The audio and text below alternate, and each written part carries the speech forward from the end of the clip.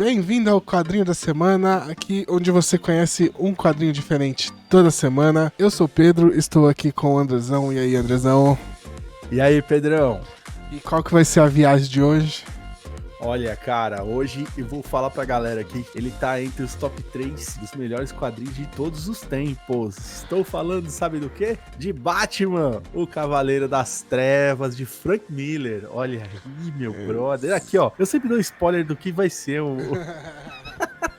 episódio. Exatamente. 10 anos se passaram desde a aposentadoria do Batman e agora o Bruce Wayne tenta viver sua vida como um civil comum, mas com o sumiço de todos os super-heróis e o aumento da violência, ele se vê obrigado a retornar ao manto de Batman e combater novamente o crime em Gotham. Eu vou parar por aqui. Pra não dar mais spoilers. O quadrinho tem 30 anos, mas não vamos dar spoilers de nada aqui, certo? Pode ser que muita gente chegue pro quadrinho pela primeira vez aqui. É um dos maiores clássicos da história dos quadrinhos, é leitura obrigatória pra todo mundo que lê quadrinho, mas não vamos dar spoilers aqui de qualquer forma. Antes de... Essa é a ideia do nosso projeto, né? Exatamente. Vai lá, Pedrão. Então vamos lá para os nossos recadinhos. Segue a gente em todas as redes sociais, Instagram, Facebook, Twitter. Tem conteúdo adicional lá. Toda semana a gente fala de um quadrinho durante a semana toda. E se você gostou desse vídeo, então corre pra lá pra ver mais conteúdo sobre o Cavaleiro das Trevas. E se você está aqui no YouTube, deixa o like e segue o canal aí pra saber quando tem novidade. Não deixa de fazer isso, certo? É muito importante para o crescimento do canal. E é isso, né? Vamos lá para esse clássico dos clássicos, falar meu de camarada. Cavaleiro das Trevas. Vamos falar da publicação. Isso aqui vai ser um pouco longo, mas eu vou resumir. Eu não vou falar detalhe por detalhe de toda, porque são muitas publicações. Isso só no Brasil. Sorte. Não, eu vou dar uma resumida. Vou até tomar um gole aqui, porque vai demorar. Ó, a primeira publicação nos Estados Unidos foi em fevereiro de 1986. E sobre os Estados Unidos nós vamos parar aqui, porque lá não importa. O que importa é o que veio pra cá pra gente. Agora, aqui no Brasil, o primeiro lançamento foi em março de 1987, eu não tinha nem nascido ainda, pela editora... Eu já já podia ler até. Já tava lendo já, inclusive. Foi lançado no formato de minissérie pela editora Abril, em 4 volumes, né? A gente só foi ter uma republicação dessa minissérie 10 anos depois, em 1997, também pela editora Abril, também em 4 volumes. E a última publicação da editora Abril, no formato minissérie foi em março de 2002, que é uma edição em 2 volumes dessa vez. Isso aqui já é no finalzinho, quando a Abril tava pra perder os direitos da DC ali, que a Panini foi adquirir depois. A Abril, ainda já em 88, lançou uma edição encadernada. Ah, então foi essa que eu tive. E talvez não, porque ela lança uma outra edição encadernada em 89, né? Uma republicação aí. Foi o de 89 que foi eu tive a da mão. Abril, exatamente. Exato. E aí vamos para as edições definitivas, que aí já é na época da editora Panini, quando ela adquiriu os direitos aí de publicar a DC aqui no Brasil. A primeira edição deles foi em dezembro de 2006. Ainda em capa cartão, mas a edição já encadernada e tal. E aí, em março de 2007, que ele vai lançar a primeira edição definitiva do Brasil de Cavaleiro das Trevas, que é igual essa aqui, né? Essa aqui não é a primeira, essa aqui é a última publicação, mas é com essa capa metálica, que desculpa quem tá no podcast, mas agora é uma coisa mais visual, porque a única coisa que vai mudar nas edições definitivas são as capas. Essa daí é a capa que é o vermelho, não é isso? Como assim? Ela não é metalizada, assim, a primeira edição. A primeira edição da Panini é lançada com essa mesma arte, só que em vermelho em vez de metalizada. E aí eles lançam essa edição definitiva com a capa metalizada em março de 2007, capa metálica, né, que eles falam. Por muito tempo a gente ficou sem republicação de Cavaleiro das Trevas, e essa edição, primeira edição, ela ficou muito rara, cara. Eu lembro de ter encontrado ela por R$350, assim, na época. Não peguei. E aí a gente vai ter a segunda edição da Panini em setembro de 2011. Quem tá assistindo o vídeo tá vendo todas as capas, eu vou deixar elas passando aqui na tela. Eu não sei qual que é a minha aqui, Pedrão, você que sabe, você que fez a pesquisa. De cabeça eu não vou saber, deve ser a terceira ou a quarta edição da Panini. Deve ser a terceira ou a quarta. A terceira edição vai ser em agosto de 2014, a quinta edição... Essa daqui. A quarta edição, dezembro de 2015.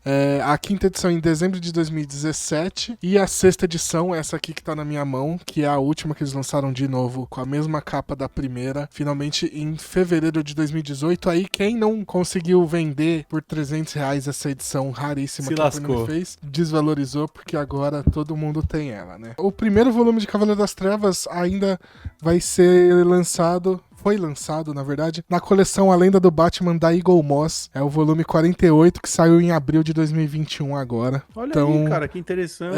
É muita republicação. Cansei até. Eu até tinha desistido desse lance de Eagle Moss, e a Eagle Moss acabou... É que tem aquela coleção Grandes Clássicos do Batman, né? Então ela É a lenda do Batman que chama a coleção A deles. Lenda do Batman, perfeito. Isso. Agora, sobre publicação ainda, vamos falar das continuações, tá? Depois a gente vai explicar o que são essas continuações. O Cavaleiro das Trevas 2 foi lançado aqui no Brasil em fevereiro de 2002 pela editora Abril, em 3 edições. Essa edição sozinha, né, esse volume de Cavaleiro das Trevas 2, ele nunca saiu encadernado, somente ele, mas ele está junto de todas as edições definitivas da Panini. Tem tanto o volume 1 quanto o volume 2 de Cavaleiro das Trevas. Mas é o brinde que ninguém quer. Exatamente. É só pra deixar mais caro, porque ninguém quer ler essa história. Ninguém quer ler essa história, gente. A gente vai falar disso já já. Mas ele sozinho, num encadernado só com o Cavaleiro das Trevas 2, não existe no Brasil. E o Cavaleiro das Trevas 3, A Raça Superior, que saiu pela Panini aqui em abril de 2016. São 9 volumes. Só que eles lançaram com 4 capas variantes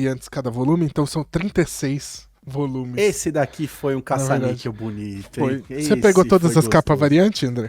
Ah, mas nem a pau, meu camarada. Eu peguei só as capas principais, tá? Eu tenho as 9 capas principais, nenhuma variante. Tá certo. Em dezembro de 2019, a Panini lançou uma edição de luxo desse volume de Cavaleiro das Trevas 3, A Raça Superior, né? Um volume só. E em setembro de 2020, teve o lançamento de Cavaleiro das Trevas, A Criança Dourada, que é uma continuação de Cavaleiro das Trevas 3, mas é uma edição única. Antes teve essa daqui, Pedrão. Essa é o prequel, vem antes do Cavaleiro das Trevas 3, essa aí, na verdade. Exato, que é a Última Cruzada, que é uma história do Coringa em si, é aquele Coringa desse universo, que não faz lógica nenhuma pra quem leu o primeiro. E aí sim, essa daí que você acabou de falar, né? A Criança Dourada. A Criança Dourada também. Que saiu... Extremamente saiu pelo DC Black Label, né? Saiu pelo outro Já é pelo Black Label, já. E a única coisa interessante dessa edição é que ela é desenhada pelo Rafael Grampá, que é brasileiro, né? Exato, tem o Grampá e na anterior, o Romita Jr., né? É, o Romita Jr. Essa Exato. do Coringa aqui é do Romita Jr. Certo. Então, nossa, cansei. É extenso, hein? É extenso. O Frank Miller tá torcendo essa toalha. Eu acho que é um dos quadrinhos mais republicados no Brasil, aí junto com o Watchmen.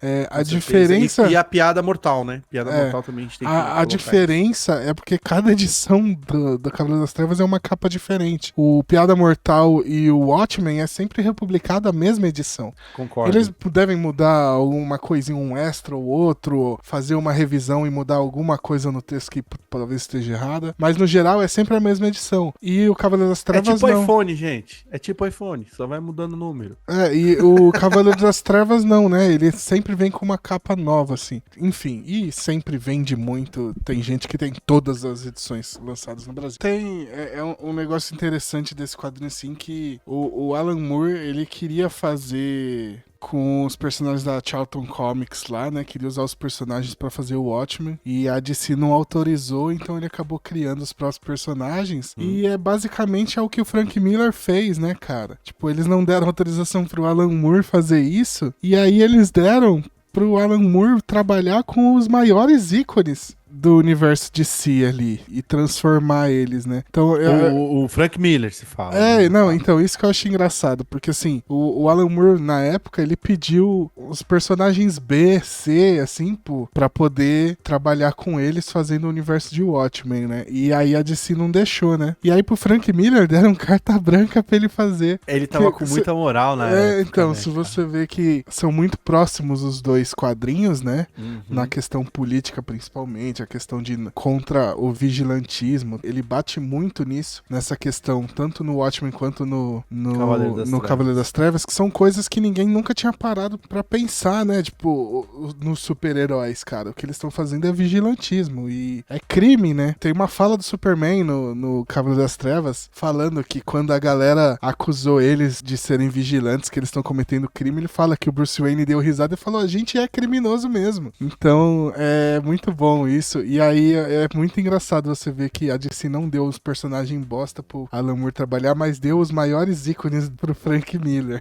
Seria muito interessante ter visto, de repente, esses personagens... O Alan Moore trabalhando, né? Não, esses personagens em Watchmen, em vez do Coruja, imagina ali o Batman, em vez do... Sim, em seria uma coisa gigantesca, né? Em vez do Manhattan, o Superman, sabe? Seria um negócio foda também. Pedrão, eu queria colocar uma vírgula aqui, porque é muito interessante de colocar o primeiro lançamento de Cavaleiro das Trevas, ele trouxe uma coisa pro nosso mercado, que foi o lance da graphic novel.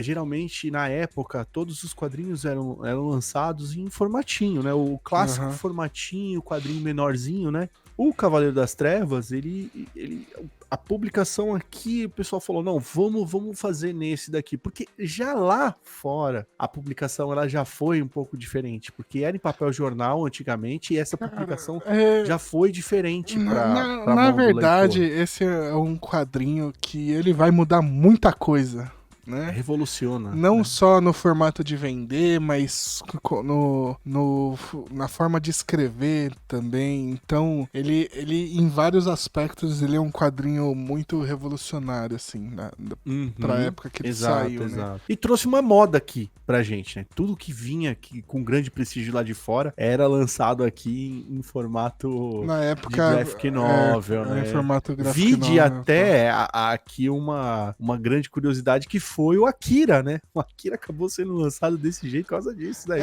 mas é porque o Akira saiu aqui por causa da edição americana, né? Ele bebe da edição americana, que foi colorizada pela Marvel, inclusive. Então, mas a gente tá falando de outro quadrinho.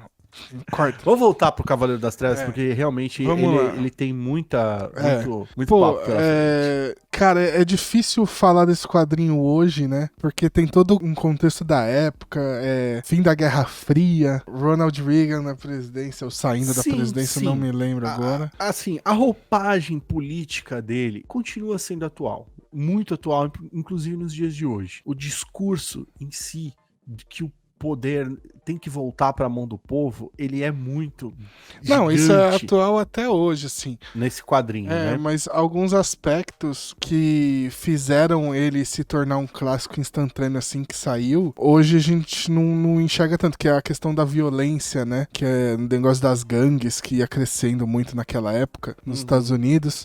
A gente tem, por exemplo, o Robocop, que trabalha a mesma temática da mesma época ali. Então...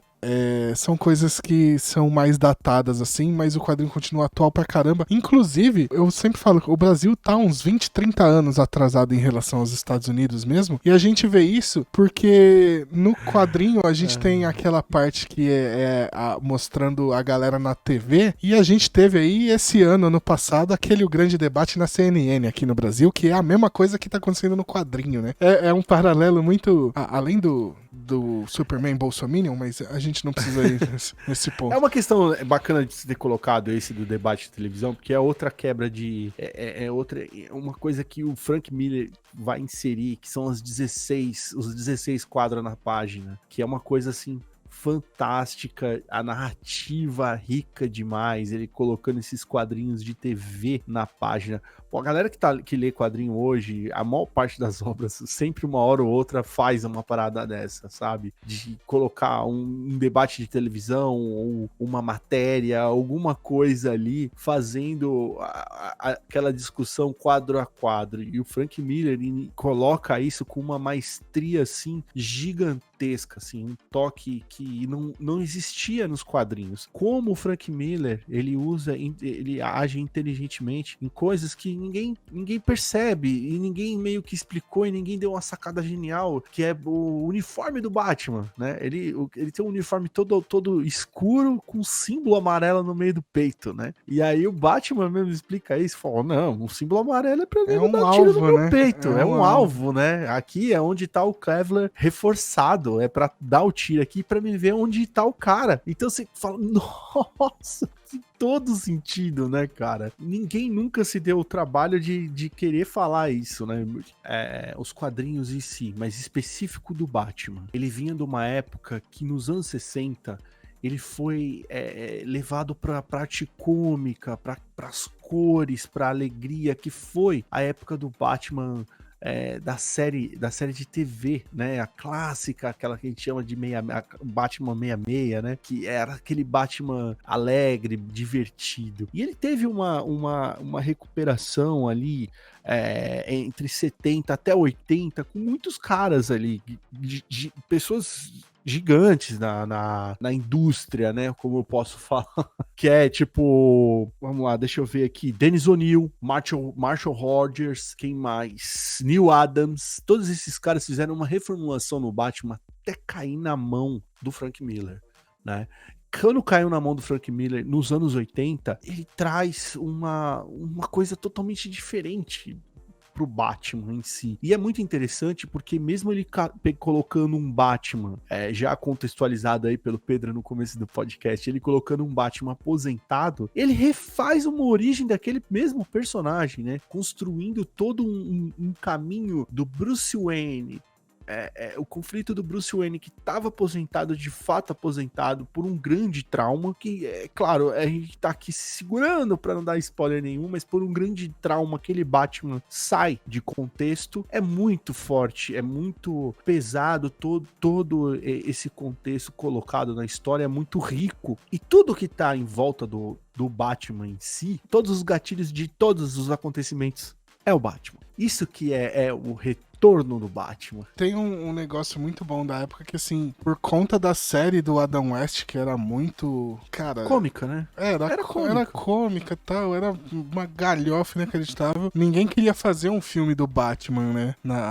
Até então. Porque eles não conseguiam... que o Joel Schumacher, ele veio bem depois daquela época. Porque mas, o certo então, era o Joel Schumacher mas ter feito o Schumacher queria fazer a adaptação do Cavaleiro das Trevas e não deixaram. Sim, aí ele falou assim, então vou jogar a piroca pro alto.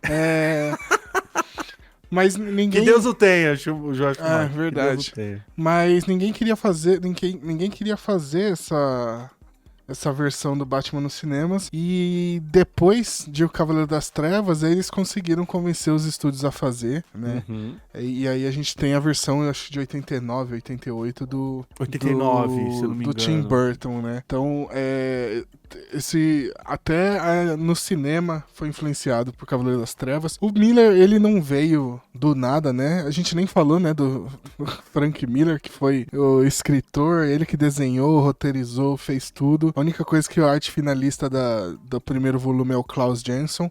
Gigante, Klaus Que Janson. é o mesmo cara que veio com ele lá do Demolidor, né? Porque antes de vir escrever o Cavaleiro das Trevas, o Frank Miller vai escrever um dos maiores clássicos da Marvel, que é A Queda de Murdoch, né? Exato, que é do Demolidor. Então, ele já veio com grande expectativa pra DC. Grande já, né? A gente precisa citar a Lynn Varley, né? A Lynn Varley, que na época era a esposa do Frank Miller, ela faz as cores, que é extremamente importante para esse quadrinho. Apesar da arte final ser do Klaus Janson, as cores são da Lynn Varley e ela manda muito, muito bem. Ela engrandece muito o trabalho dos dois. Então, e aí no segundo volume ela não conseguiu salvar, não. Ela não consegue, felizmente. É porque não tem aí a arte final, né?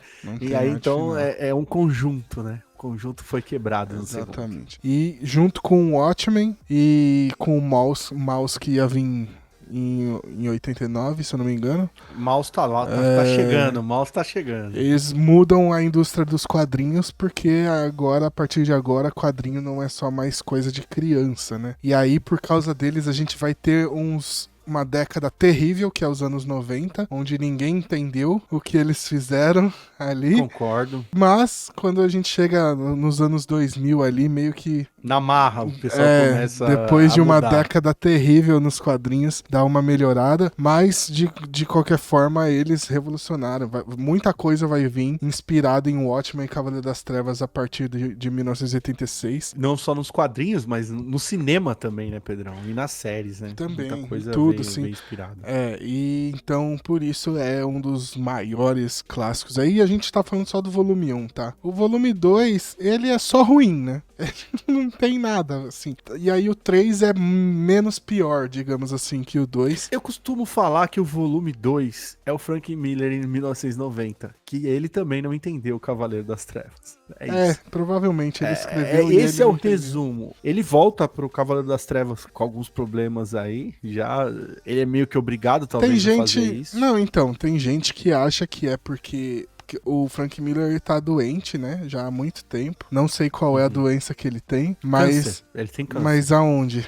Assim, não sei falar então, especificamente, a gente né? não sabe a doença que ele tem. Mas dizem que ele já tava doente a partir dessa época e é por isso que ele não consegue pensar direito depois de ter escrito ali o ano 1, que ele nunca mais acertou a mão em nada, né? Então falam que ele ficou doente. Outros dizem que ele só cansou, que despirocou mesmo, virou velho ranzinza e começou a escrever um monte de merda. Enfim, ninguém sabe o que aconteceu com ele, mas é fato que depois de Batman ano 1 ali, nada mais do que ele escreveu foi bom, né? Tem uma história que começa essa derrapada aí com Holy Terror, né? Que seria uma história do Batman com a Mulher Gato e é jogada pra... Não, é terrível. Nem a DC quis publicar. Eu tenho essa bagaça. É terrível, é terrível. Várias artes você vê que é chupada de Cavaleiro das Trevas ali. Parece que ele pegou e seria desenhou... uma continuação. Não, mas parece que ele desenhou por cima, porque a mesma arte só mudou o personagem, tá, sabe? É horrível, assim. É uma pena, realmente. Eu acho que o auge do Frank Miller tá em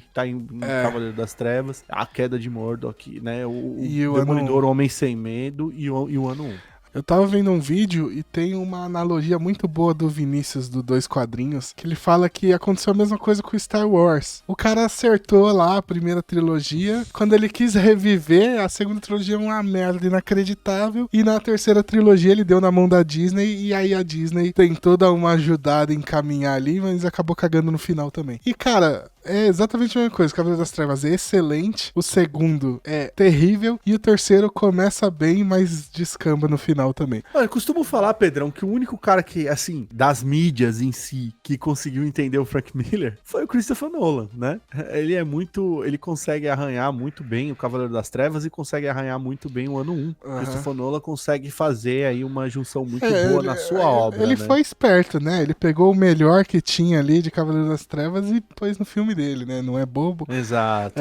Agora, um negócio que eu vejo, assim, de Cavaleiro das Trevas 2, 3 e esses spin-offs que saíram, né? É que, assim, eles são só mais histórias desse universo. Porque o Frank Miller, quando ele faz o Cavaleiro das Trevas, o primeiro, ele acaba criando uma nova linha do tempo ali, né? Um novo universo da DC. E Concordo. o que ele faz é continuar contando histórias desse universo, assim. Mas nunca nada chegou perto de ser grandioso como foi o primeiro Cavaleiro das Trevas. O grande problema, assim, das continuações são o direcionamento político que ele colocou no Cavaleiro das Trevas 1 e o que ele vai fazendo com essa mensagem. Entende o que eu falo? Ele acaba desconstruindo algumas delas e se perdendo naquela mensagem tão direta que ele coloca ali no Cavaleiro das Trevas 1, que ele nos outros volumes ele acaba, sabe, se perdendo em...